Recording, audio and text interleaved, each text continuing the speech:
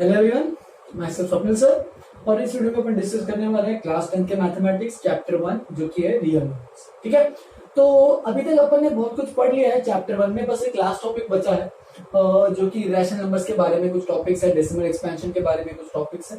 ठीक है, तो एक लास्ट टॉपिक बचा हुआ है, वो पूरा एक टॉपिक है पर्टिकुलर। अभी तक अपन ने क्या क्या पढ़ा, एचसीएफ निकालना कैसे, एलसीएम निकालना कैसे, रैशनल नंबर्स को रिप्रेजेंट करना कैसे, ये सब चीजें पढ़ ली।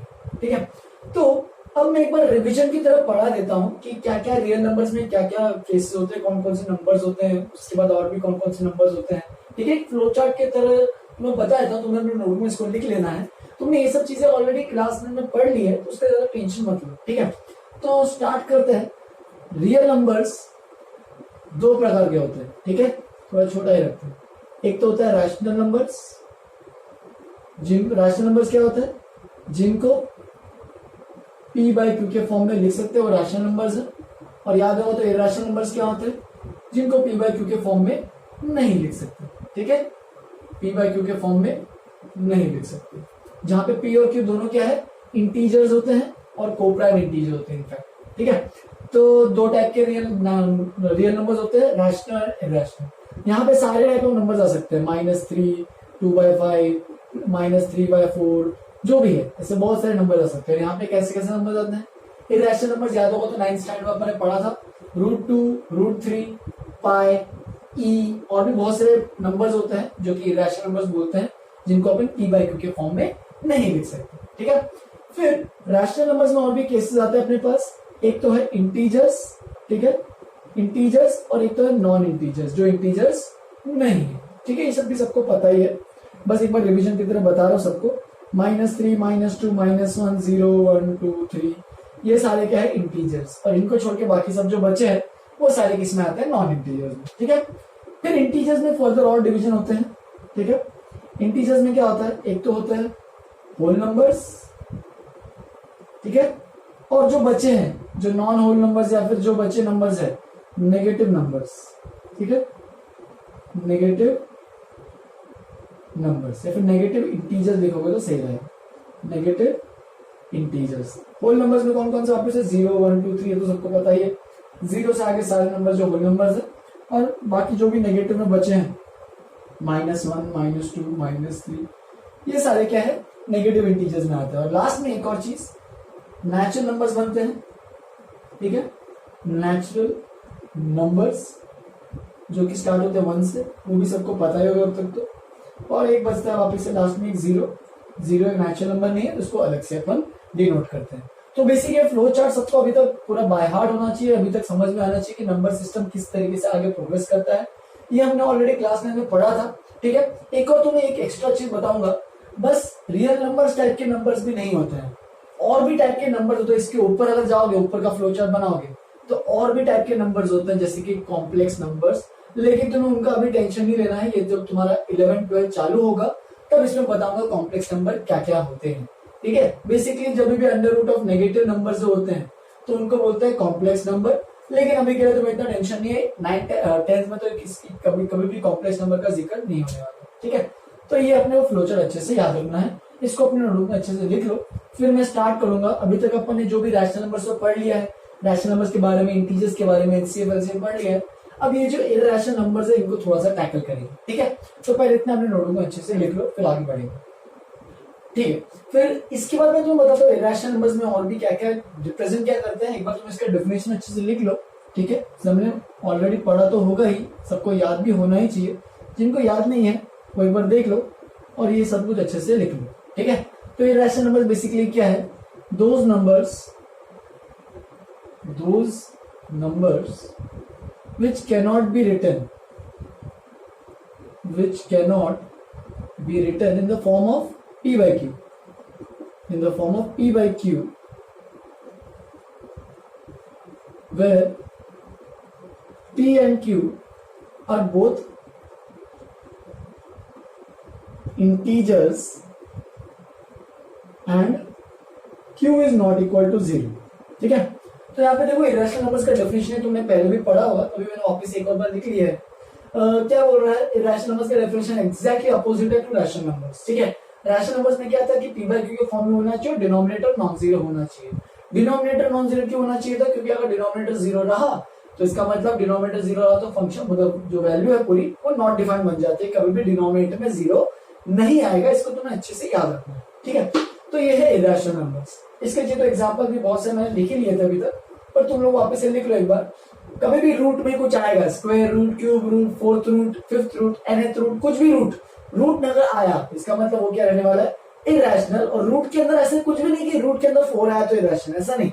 रूट के अंदर कुछ एक प्राइम नंबर आ रहा है, ठीक है, या फिर ऑड नंबर आ रहा है, वो डिपेंड करता है कि रूट हट रहा है या नहीं हट रहा है। जैसे कि देखो एग्जांपल, रूट 2 है, रूट 3 है, अगर रूट 4 देखोगे तो रूट 4 इरेशनल नहीं है, क्योंकि रूट 4 क्या होता है? इक्वल टू 2 होता है, तो ये एक इरेशनल नंबर नहीं है। 2 तुम्हें पता ही है, 2 इज इक्वल टू क्या लिख सकते हो? 2/1, हेंस इसको लिख सकते हो रैशनल नंबर, क्योंकि वो p/q के फॉर्म में है, hence root 4 is equal to 2 नहीं होगा, ठीक है। जैसे कि क्यूब रूट ऑफ सपोज 3 है तो इसको भी बोल सकते हो ये इरेशनल है, ठीक है। क्यूब रूट ऑफ 7 इसको भी बोल सकते हो इरेशनल है।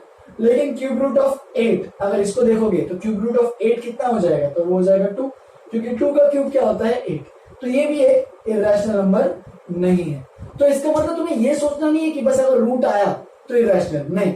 अगर रूट हट रहा है, अगर रूट मतलब अंदर में कुछ सपोज स्क्वायर रूट है और अंदर में एक परफेक्ट स्क्वायर है, ठीक है, तो वो एक एग्जैक्टली रैशनल नंबर बन जाएगा, तो वो एक इरेशनल नंबर नहीं है। जैसे कि क्यूब रूट है और अंदर में एक परफेक्ट क्यूब है, तो वो एक इरेशनल नंबर नहीं है, ठीक है। तो स्क्वायर रूट है और अंदर स्क्वायर है तो इरेशनल नहीं। जैसे कि और भी नंबर्स होते हैं, पाई जो कि तुमने एरिया ऑफ सर्कल में यूज किया होगा, ठीक है, एरिया ऑफ सर्कल निकालना है, पाई स्क्वायर जो भी यूज है। फिर एक एक्सपोनेंशियल कांस्टेंट करके आता है जो कि तुम आगे पढ़ोगे जब लॉगरिथम नाम का एक टॉपिक आएगा, टेंशन मत लो, इसका इतना दिमाग मत डालो। और भी बहुत सारे नंबर जो होते हैं इरेशनल होते हैं, पाई, ई और भी एक्सेट्रा लिख देता हूँ, ठीक है। तो ये सारे नंबर जो है वो इरेशनल है, ठीक है।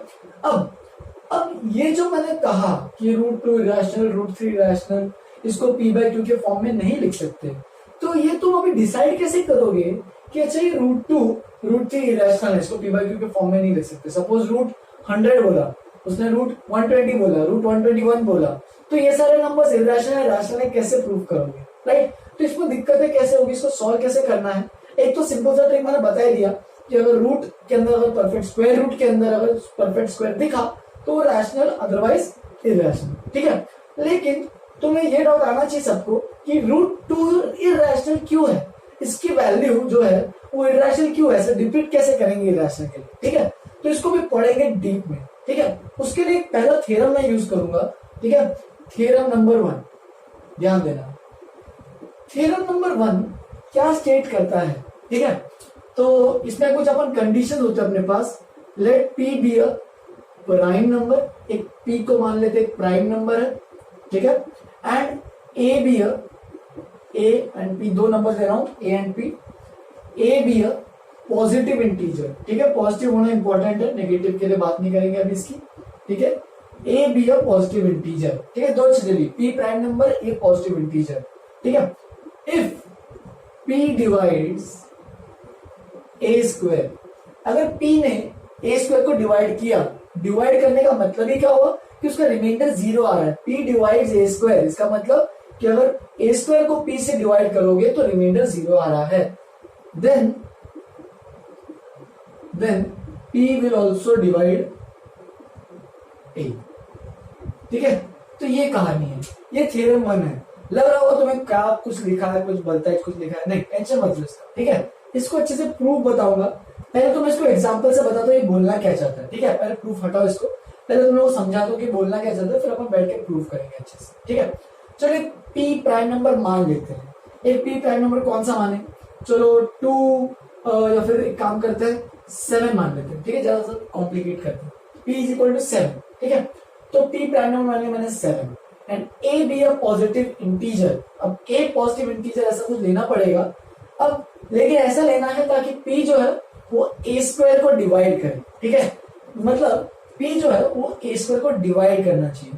तो एक काम कर लेते हैं, a स्क्वायर को डिवाइड कर रहा है तो ऐसा कुछ ले लेते हैं 7 इंटू 7 इंटू 2 कितना हो जाएगा 14, 14 7 जा कितना हो जाएगा, कितना हो रहा है 98 हो रहा है मेरे ख्याल से, चेक करो।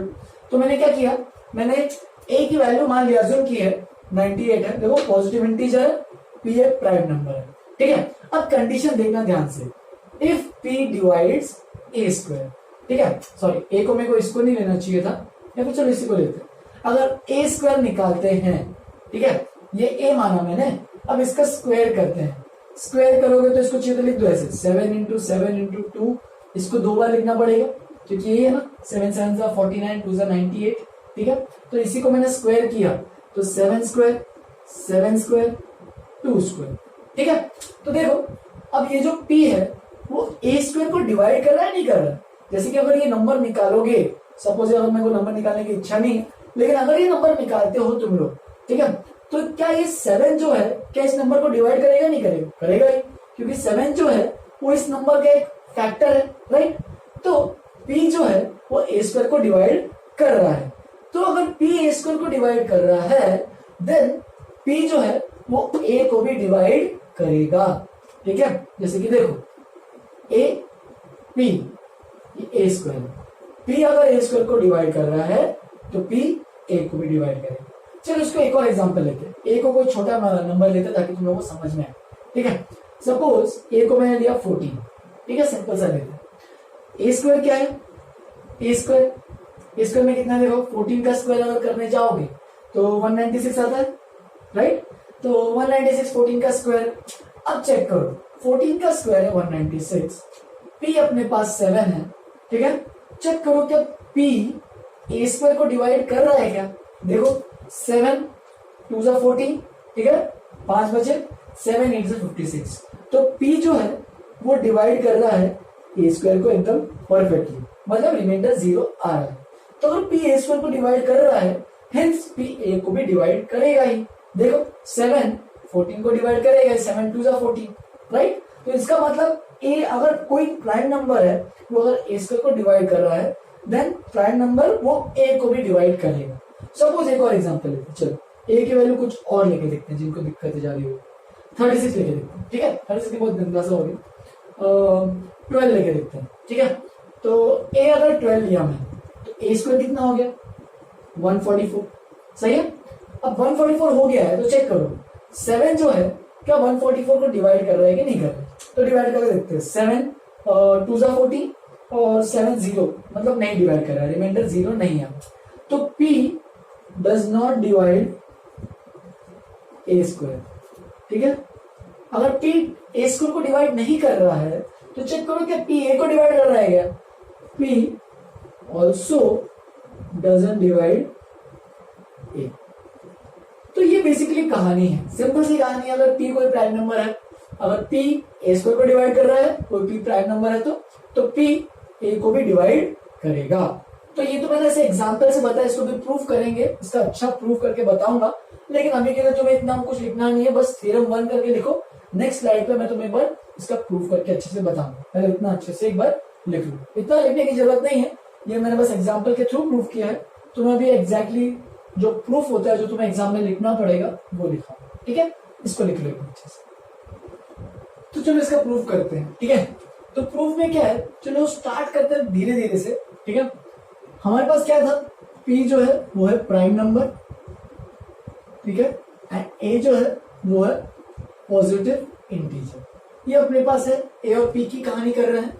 अब याद करो कि फंडामेंटल थ्योरम ऑफ अरिथमेटिक क्या कहता है कि कोई भी नंबर को, कोई भी पॉजिटिव इंटीजर को अपन क्या लिख सकते हैं, as a product of primes, है ना। जैसे कि अपने पास सपोज 26 है तो इसको लिख सकते हैं 2 into 30, देखो प्रोडक्ट ऑफ प्राइम्स आ रहा है। सपोज 32 है तो इसको 2 की पावर 5 लिख सकते हैं, देखो product of primes 2 into 2 into 2, ठीक है। सपोज अपने पास 36 है, ठीक है, तो ये बन जाएगा 4 9 यानी 2 स्क्वायर into 3 स्क्वायर। तो इस तरीके से अपन ने पढ़ाई था फंडामेंटल थ्योरम ऑफ अरिथमेटिक। तो हर पॉजिटिव इंटीजर को, यानी हर A की वैल्यू को हम लोग क्या लिख सकते हैं, as a product of primes. तो ये पहला स्टेटमेंट क्या होगा, using fundamental theorem of arithmetic, ठीक है। ये पूरा फुल फॉर्म लिखना है तुम्हें अच्छे से। Using fundamental of theorem of arithmetic we know that, या फिर we can state that every positive integer can be expressed as a product of prime numbers, right? तो हमें पता ही है प्राइम नंबर्स कि हर पॉजिटिव इंटीजर को अपन as a product of prime numbers लिख सकते हैं। तो चलो मान लेते हैं ए के जो ए पॉजिटिव इंटीजर है तो उसके प्राइम नंबर्स कुछ आ रहे हैं, मान लो कुछ ऐसे कुछ P1 P2 P3 into P4 ऐसे कुछ जा रहा है, सो ऑन टू ऐसे Pn। यहाँ पे जो P1 P2 P3 ये सब क्या है, ये सारे प्राइम नंबर्स है, ठीक है। एन कितने भी हो सकते हैं 2 हो सकते हैं 3 हो सकते हैं 4 हो सकते हैं 10 हो सकते हैं 1000 हो, ठीक है, कितने भी हो सकते हैं depending on the value of a, ठीक है। P1 P2 P3 P4 are all prime numbers ऐसे, ठीक है। तो अगर P1 P2 P3 P4 सारे प्राइम नंबर्स हैं और A जो है वो क्या है, इन n प्राइम नंबर्स का प्रोडक्ट है, ठीक है। ये सारे के सारे डिस्टिंक्ट भी हो सकते हैं, अलग अलग भी हो सकते हैं, जरूरी नहीं अलग अलग हो, सेम सेम भी हो सकते हैं, 2 into 2 into 2 into 2 जैसे कि अपन ने देखा, ठीक है। तो मैं यहाँ पर लिख देता हूं नॉट नेसेसरीली ऑल डिस्टिंक्ट, सारे अलग अलग होने की जरूरत नहीं, ठीक है। तो नॉट नेसेसरी ऑल डिस्टिंक्ट, सब सेम भी हो सकते हैं, डिपेंड करता है क्वेश्चन में क्या है, ठीक है। तो ये ऐसा है, लेकिन हमें क्या बोलना था क्वेश्चन में, क्या करना है कि P divides A square, A square की बात करनी है, राइट। तो A स्क्वायर अगर निकालोगे तो A स्क्वायर क्या आएगा, इसका 2 बार multiplication P1 P2 P3 so on till Pn, और वापिस से वही P1 P2 P3 so on till Pn। तो वही नंबर बार बार मल्टीप्लाई हो रहा है, तो A स्क्वायर क्या हो जाएगा P1 square P2 square P3 square P4 square so on till Pn, ठीक है। तो ये अपने पास A स्क्वायर। अब उसने क्या बोला है, if P divides A square. अब जो P जो है प्राइम नंबर, वो पहला कंडीशन क्या है, पहला जो कंडीशन वो बोल रहा है कि अगर P A स्क्वायर को डिवाइड कर रहा है देन P A को भी डिवाइड करेगा। तो चलो स्टेटमेंट को स्टार्ट करते हैं कि अगर P A स्क्वायर को डिवाइड कर रहा है, नाउ ऐसे लिख देते, now if P divides A square, ठीक है। अगर P A स्क्वायर को डिवाइड कर रहा है, अब ध्यान से सोचना, ये जो सारे नंबर जो है वो जो स्क्वायर में आ रहे हैं, ये P1 P2 P3 Pn ये सब क्या है, प्राइम नंबर्स ही तो है, ठीक है। तो अगर P divides A square then हम लोग क्या बोल सकते हैं P के बारे में, P जो होगा, P भी एक प्राइम नंबर है, हमने स्टार्टिंग से किया था कि P भी एक प्राइम नंबर है, तो P प्राइम नंबर है।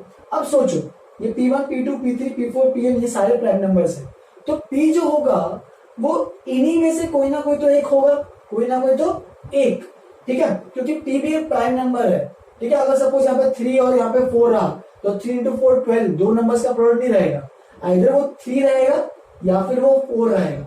सिमिलरली P1 स्क्वायर भी नहीं हो सकता है, क्योंकि अगर 3 स्क्वायर यानी 9 प्राइम नंबर है क्या, नहीं।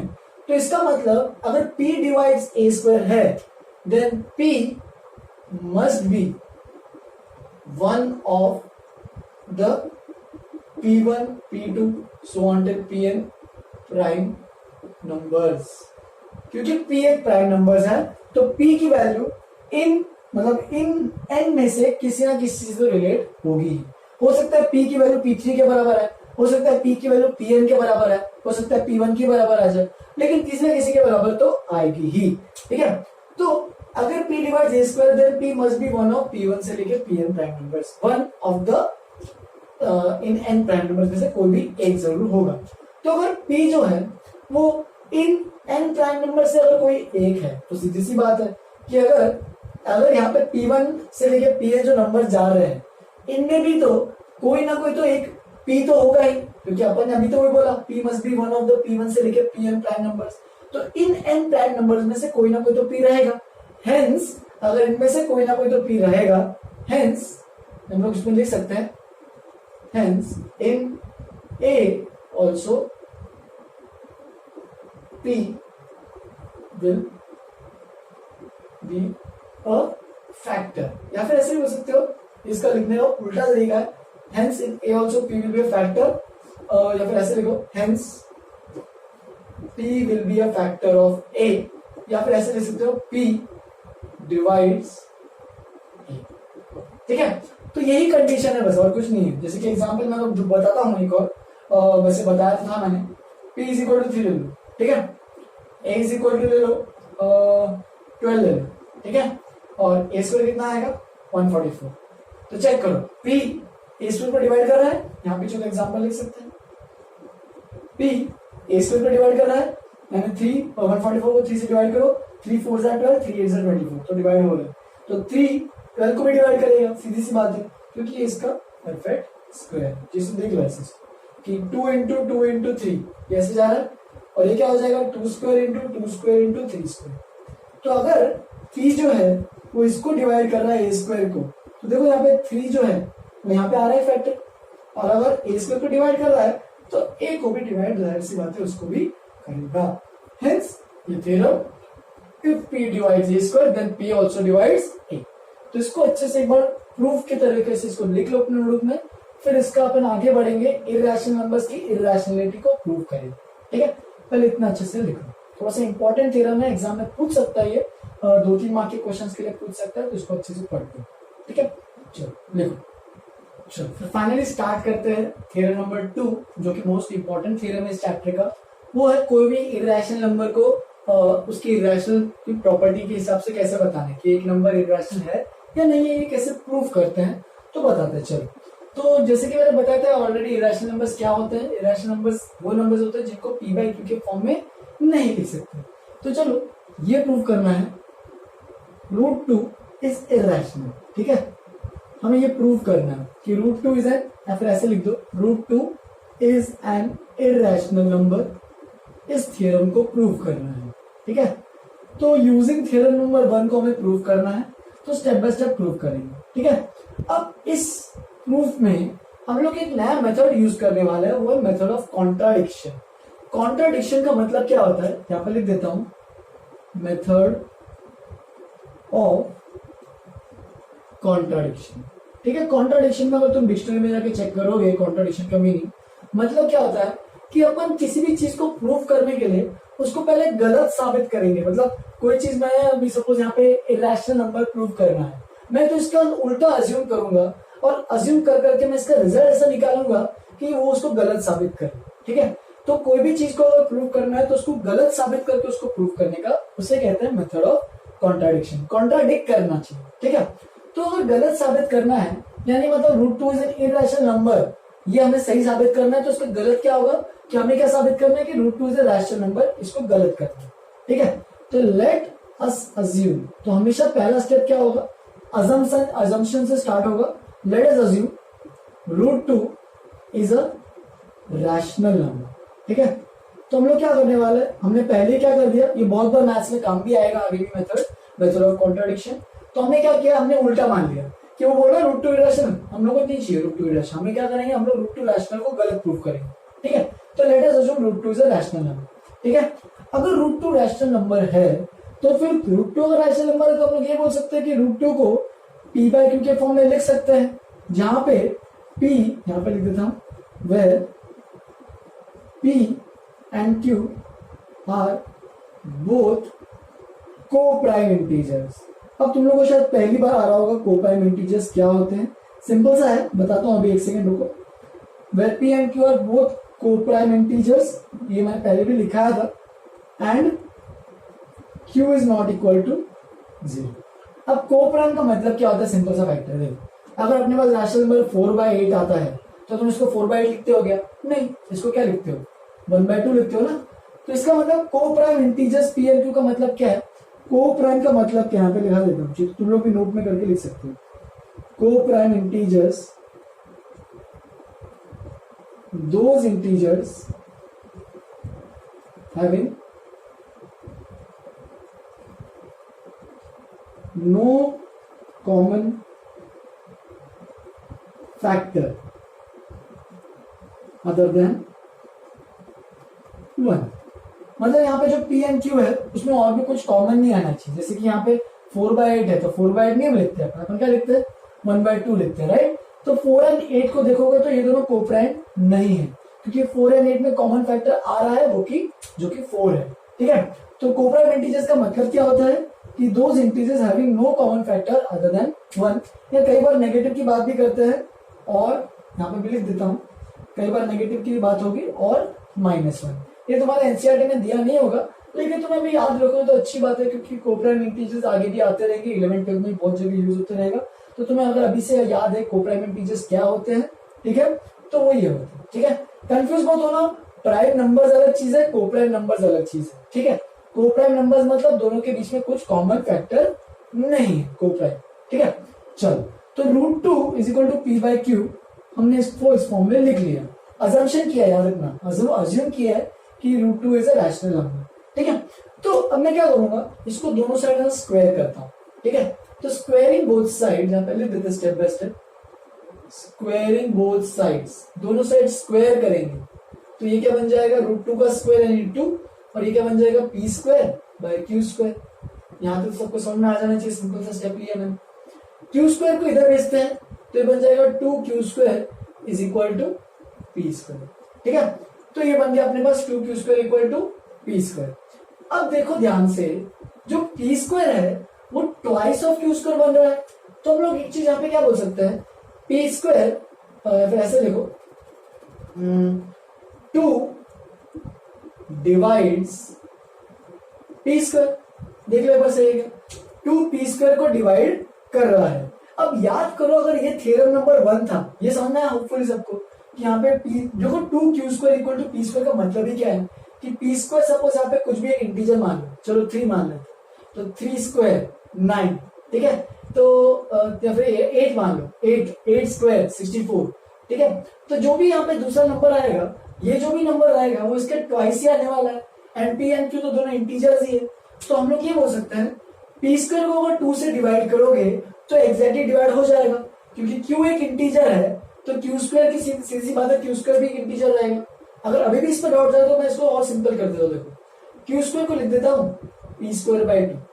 अब सोचो, जैसे मैंने q² को p²/2 लिखा, अब q तो एक इंटीजर है तो q² भी करूंगा तो वो भी एक इंटीजर रहेगा, है ना। अब वो इंटीजर है लेफ्ट हैंड साइड में, और राइट हैंड साइड में भी तो इंटीजर होना चाहिए क्योंकि दोनों इक्वल है। तो p²/2 ये जो मैं देखा, ये भी एक इंटीजर आना चाहिए। हेंस अगर इंटीजर आना चाहिए तो p² जो है वो 2 से डिवाइड हो जाना चाहिए, या फिर ऐसे बोल सकते हो 2 डिवाइड्स p²। अब याद करो, अगर ऐसा कुछ है तो हम लोग ये भी लिख सकते हैं कि 2 डिवाइड्स p, सही बात है, यूजिंग थ्योरम 1 जो अपन ने अभी भी थोड़ी देर पहले किया था। थ्योरम 1 से अपन ये प्रूव कर सकते हैं कि अगर p² जो है वो p² से डिवाइड कर रहा है तो 2p को भी डिवाइड करेगा, ये देख सकते हो तुम लोग थ्योरम नंबर 1 से, ठीक है। अब अगर 2p को डिवाइड कर रहा है मतलब ही क्या हुआ कि p/2 जो है वो एक इंटीजर आएगा। सोचो p अगर 2 जो है वो p को डिवाइड कर रहा है, जैसे कि 32 जो है वो सपोज p की वैल्यू 32 है, तो 2 डिवाइड 32 आ रहा है, सही है ना। तो 2 डिवाइड 32 मतलब 32/2 कितना आएगा 16, तो एक इंटीजर आना चाहिए। हेंस इसको एक मान लेते हैं इंटीजर m मान लेते हैं, चलो ठीक है, where m is an integer. ध्यान देना, ये थोड़ा सा इंपॉर्टेंट कंसेप्ट है, थोड़ा सा ध्यान देना। मैंने क्या किया, मैंने क्या बोला 2 डिवाइड्स p², यहां से देखा कि 2 डिवाइड कर रहा है p² को। यूजिंग थ्योरम 1 नंबर ये बोल सकते हैं कि 2 डिवाइड p, ठीक है। और अगर 2p को डिवाइड कर रहा है तो p/2 की वैल्यू एक इंटीजर ही आएगी, क्योंकि 2p को डिवाइड कर रहा है। 32/2 कितना आएगा 16, एक इंटीजर ही तो आएगा। Hence where m is a integer, m is an integer. तो p की वैल्यू अपन क्या लिख सकते हैं, यहां से p is equal to 2m, ठीक है। अब ये p की वैल्यू 2m आ गई, यहाँ पे मैं इसके इक्वेशन में यहाँ पे पुट करूंगा, तो देखो स्टेप बाय स्टेप, ठीक है। तो क्या मिलेगा, देखो यहाँ पे 2q² is equal to p² कितना है, देखो p², तो p की वैल्यू 2m है तो 2m का होल स्क्वायर, तो ये क्या बन जाएगा 2 का स्क्वायर 4 और m का स्क्वायर m², ठीक है। तो 2q² इक्वल टू 4m², यहां से एक 2 गया, यहां से एक 2, 2 4 हो जाएगा। फाइनली क्या आएगा q² is equal to 2m²। तो ये बन गया अपने पास लास्ट टर्म। और इसको अगर आगे भी देखोगे तो इसको ऐसे लिख सकते हो q²/2 is equal to m², जैसे कि यहाँ पे अपन ने देखा था। अब देखो q²/2 इक्वल टू m² है, ठीक है। अब वापिस अगर देखोगे तो q²/2 इक्वल टू m² है, m क्या है इंटीजर, तो m का स्क्वायर भी क्या होगा एक इंटीजर। हेंस q² जो है वो 2 से डिवाइड कर रहे हैं तो एक इंटीजर ही बन रहा है। That means q2 divides q², ठीक है। 2 जो है वो q² से q² को डिवाइड कर रहा है, इंप्लाइज वापिस से थ्योरम नंबर 1 से क्या बोल सकते हैं, अगर 2q² को डिवाइड कर रहा है तो 2 डिवाइड्स q ऑल्सो। अब सोचो कि हमने जो भी कहानी अज्यूम की थी वो क्या सही चल रही है क्या, कि हमारे पास क्या क्या है, देखो 2 डिवाइड्स p, 2 डिवाइड्स q, मतलब p एंड q अगर मैंने रैशनल नंबर अज्यूम किया तो p के फैक्टर में 2 आएगा और q के भी फैक्टर में 2 आएगा। मतलब देखो अभी 2 डिवाइड्स p, इसका मतलब मैंने क्या लिखा, p is equal to 2m लिखा था, फिर p/2 इक्वल टू m। यहां से वापस से क्या लिख सकते हैं, q/2 इज इक्वल टू कुछ नया n इंटीजर मान लेते हैं, या फिर ऐसे लिख दो q is equal to 2m। अब देखना ध्यान से इसमें, ये जो स्टेप है और ये जो स्टेप है, तो यहां से मुझे क्या मिला है रिजल्ट में, कि p जो है वो 2m के फॉर्म में आएगा एंड q जो है वो 2n के फॉर्म में आएगा। तो दोनों में कुछ कॉमन आया, हाँ आ रहा है, कौन सा, 2 जो है वो दोनों में कॉमन आ रहा है, कॉमन फैक्टर आ रहा है। लेकिन ये जो चीज जब आ रही है कि दोनों में common factor 2, p and q have common factor 2, have common factor 2, लेकिन अभी इधर आके देखो, इधर क्या लिखा था मैंने, p and q are both coprime integers, and coprime का मतलब क्या है, no common factor other than 1।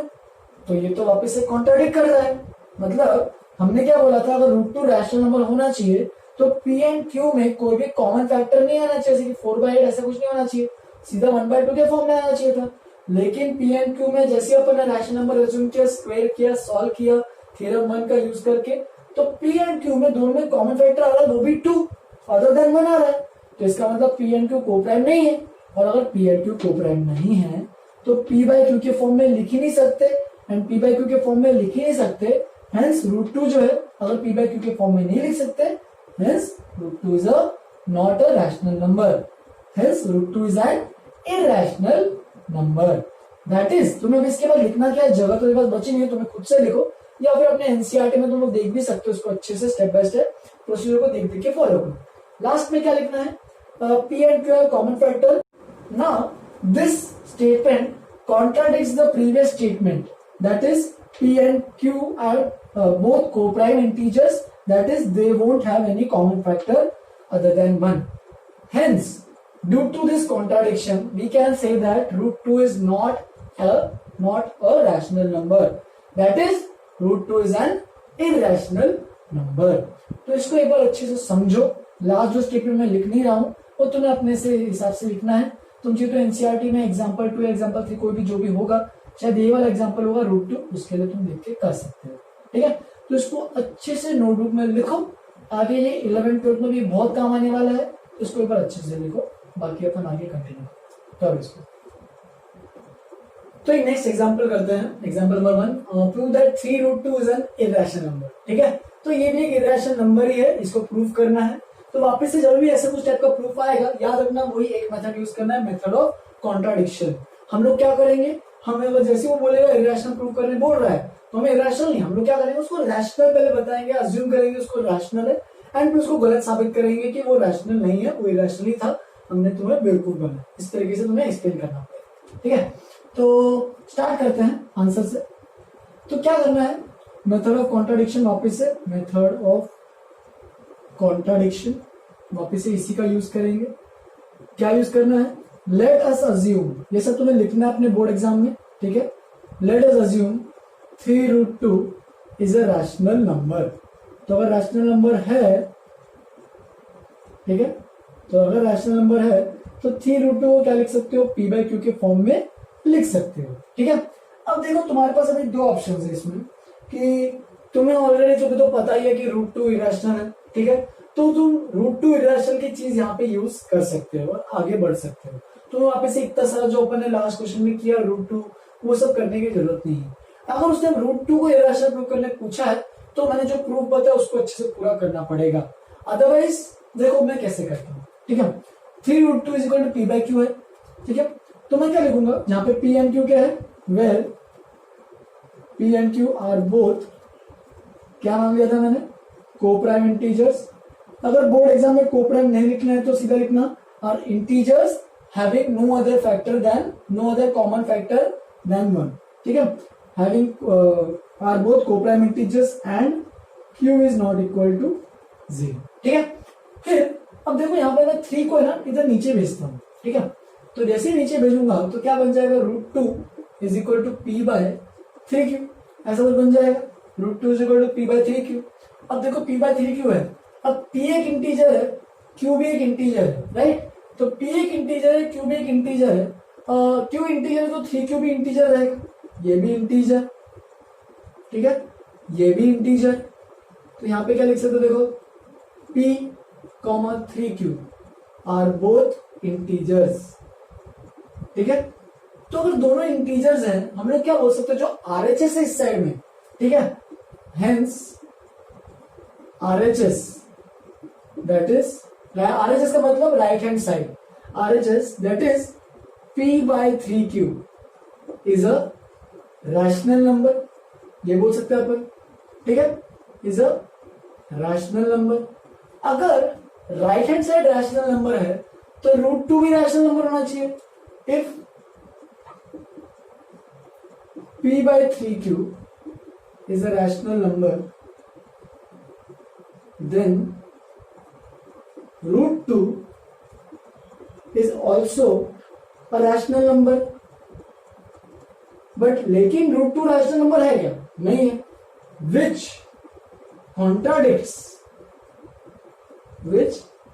contradicts the fact that √2 is an irrational number,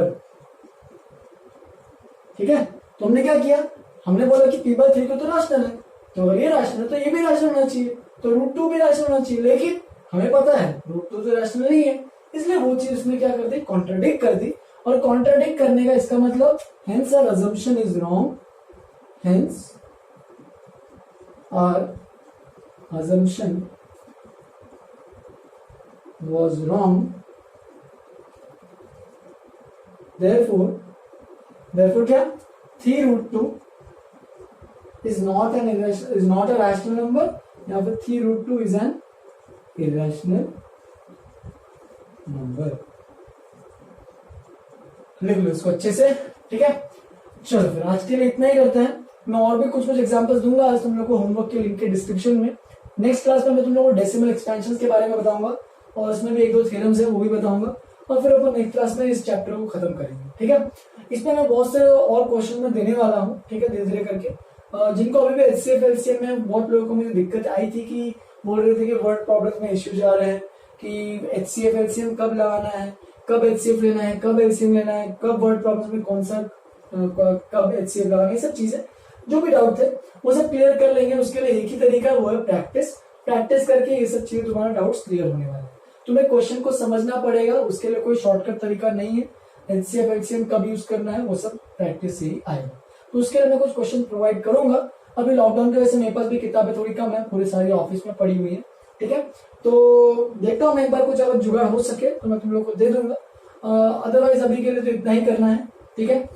ये पूरा अच्छे से नोटबुक में लिख लो, मैं इस पे और भी 3-4 एग्जांपल कर सकता हूँ। तुम लोग एनसीईआरटी का एक्सरसाइज 1.2 या 1.3 जो आगे प्रोसीड कर सकते हो, उसमें यही क्वेश्चन पूछा है कि prove this irrational, prove that irrational.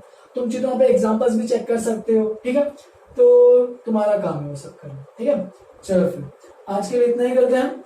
Have a good day, enjoy.